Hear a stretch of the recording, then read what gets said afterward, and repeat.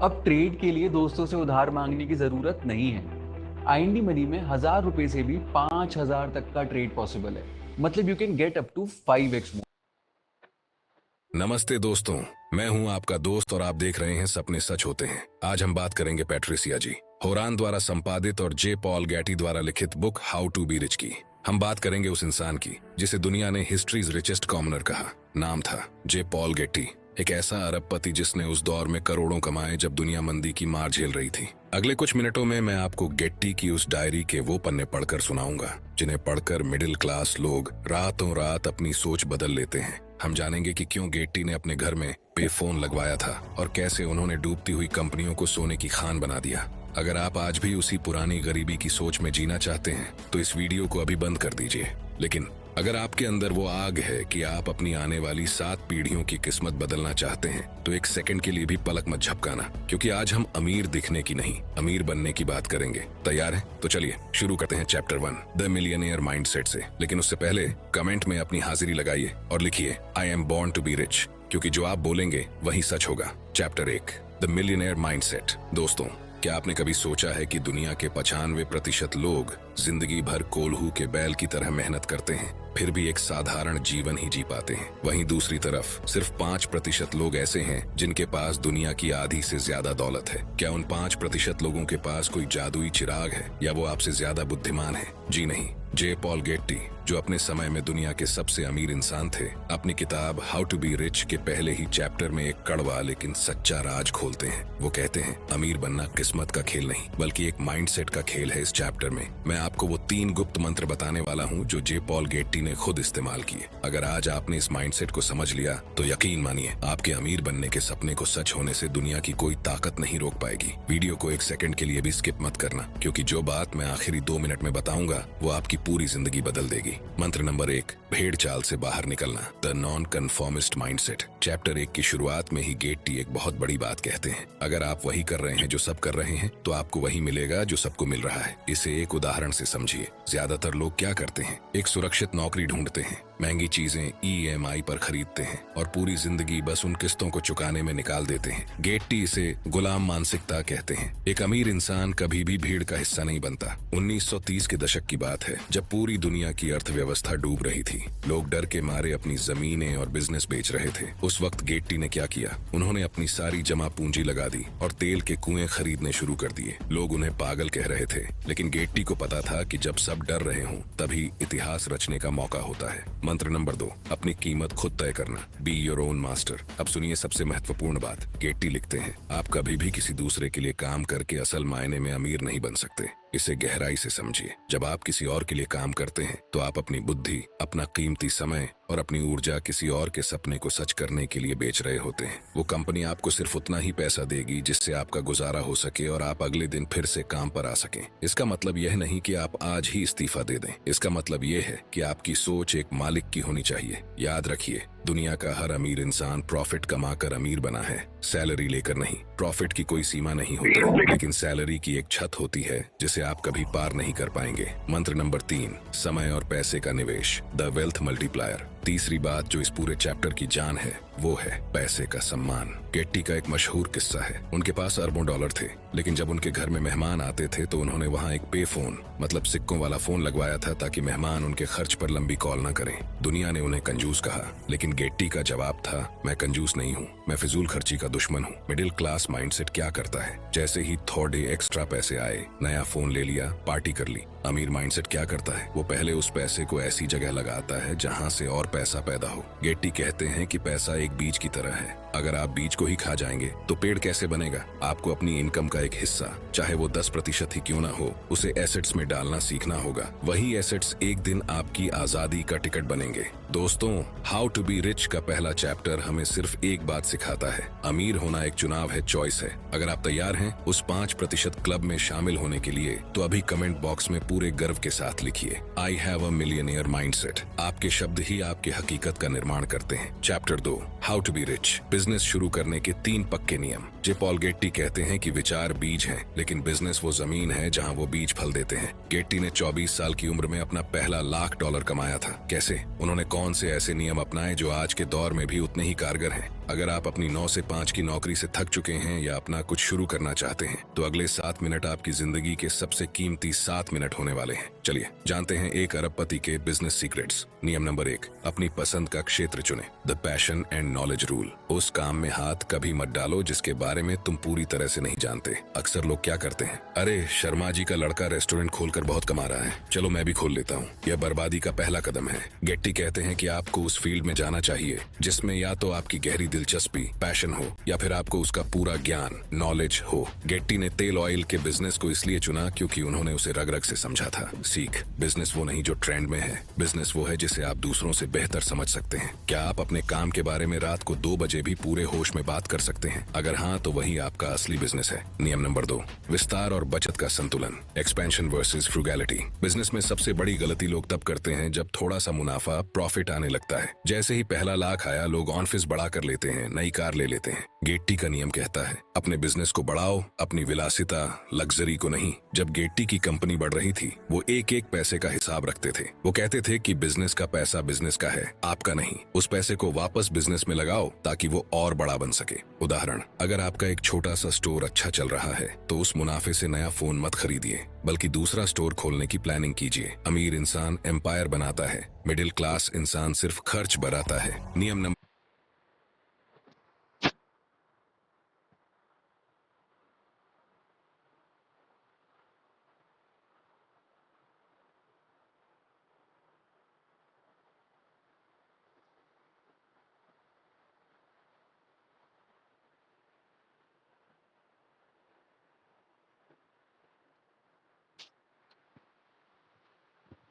यहाँ पे हम बात करेंगे, हमने मिलियनर माइंडसेट का जो तबका देखा है, जो वीडियो देखा है, इस पर हम बात करेंगे, ठीक है ना। हाँ, यहाँ पे मिलियनर माइंडसेट के जो पहला सेट है वहाँ पे बोला गया है कि यहाँ पे क्या बोला गया है, पहली बात जो है वो है माइंडसेट, है ना। अगर माइंडसेट हमारा भीड़ भीड़ चाल में रहने वाला है तो हमें वही मिलने वाला है जो भीड़ चाल में रहने वाले लोगों को मिलता है।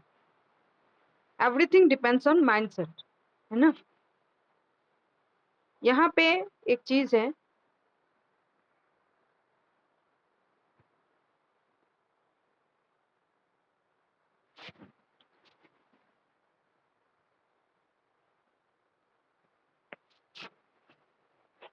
हाँ, यहाँ पे हम देखते हैं, पहला वाला जो है वो माइंडसेट, माइंड पर निर्भर करता है ना। यहाँ पे हम देखते हैं माइंडसेट। दूसरा है, अगर हमें बिजनेस से, हम जब बिजनेस शुरू करेंगे उससे अगर कुछ इनकम आ रहे हैं तो उस इनकम को हमें फिर से बिजनेस में लगाना है, ना कि इससे घर खरीदना है, घर कुछ एक्स्ट्रा चीजें खरीदना है जिससे हम अभी फिलहाल अफोर्ड नहीं कर सकते। क्योंकि जब तक ये बिजनेस बड़ा नहीं हो जाता, बड़ा हो जाएगा तभी हम इस बिजनेस से अपने लाइफस्टाइल को बदल सकते हैं, है ना। ये 2 चीजें बहुत ही इम्पोर्टेंट है, इनका हम यूज करेंगे तो बहुत ही फायदेमंद रहेंगे। और तीसरा जो चीज है यहाँ पे बोला गया है, तीसरा जो चीज है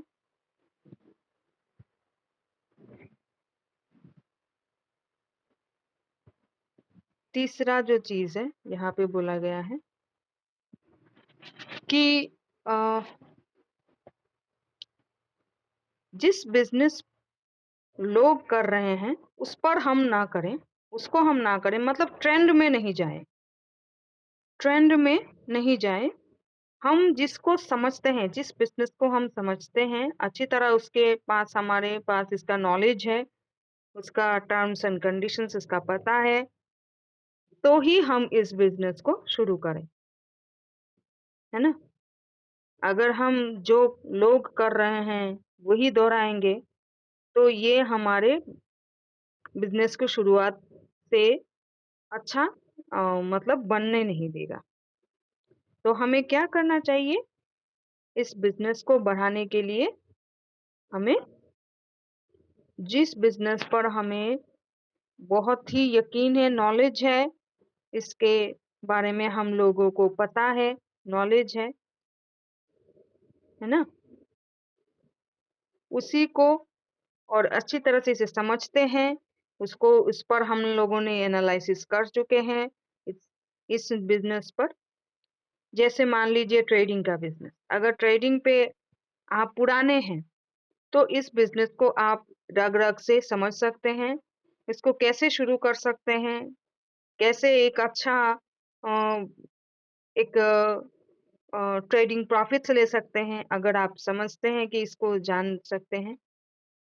ये अगर आपको यहाँ से आपको बहुत आइडिया भी मिल सकते हैं और आप इसको अच्छी तरह से कर सकते हैं और इसको बहुत एक बड़ा बिज़नेस बना भी सकते हैं, ठीक है ना? तो ये चीज़ें हैं, इन चीज़ों को हम गौर करेंगे। देखिए, चीज़ें तो सुनने में बहुत ही सिंपल लगती हैं, पर ये सब जो स्टेप्स हैं, जैसे सोचने का तरीका, ट्रेंड को ना फ़ॉलो करना और अपने जिस जिस विषय पर जिसको लेकर हम जिस टॉपिक पर जिस प्रोडक्ट को या जिस बिज़नेस को हम बड़ा बनाना चाहते हैं, उस पर एक मास्टरी हासिल करना, उस पर ए टू ज़ेड नॉलेज रखना, ये सब एक बड़ा बिज़नेस एम्पायर खड़ा करने की माइंडसेट है ना? तो नेक्स्ट हम देखेंगे नेक्स्ट स्टेप्स क्या हैं, पर इन स्टेप्स को सिर्फ़ देखना ही नहीं है हमें, इन पर स्टेप बाय स्टेप फ़ॉलो भी करना है और इनको आगे लेके जाना है ना? तो ही हम कुछ कर पाएँगे, तो ही हम कुछ बन पाएँगे और अपने बिज़नेस को बहुत बड़ा बना सकेंगे, है ना?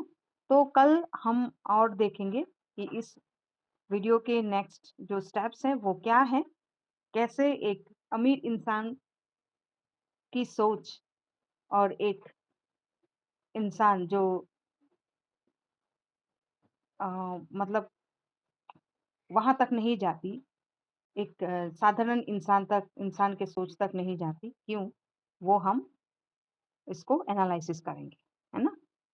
तो आज के लिए इतना ही, बने रहिए ज़ूम चैनल पे 7 बजे शाम को रोज़ डेली सेशन होता है हमारा, आइए और हम सब मिल के एक बहुत बड़ा बिज़नेस एम्पायर खड़ा करें, है ना?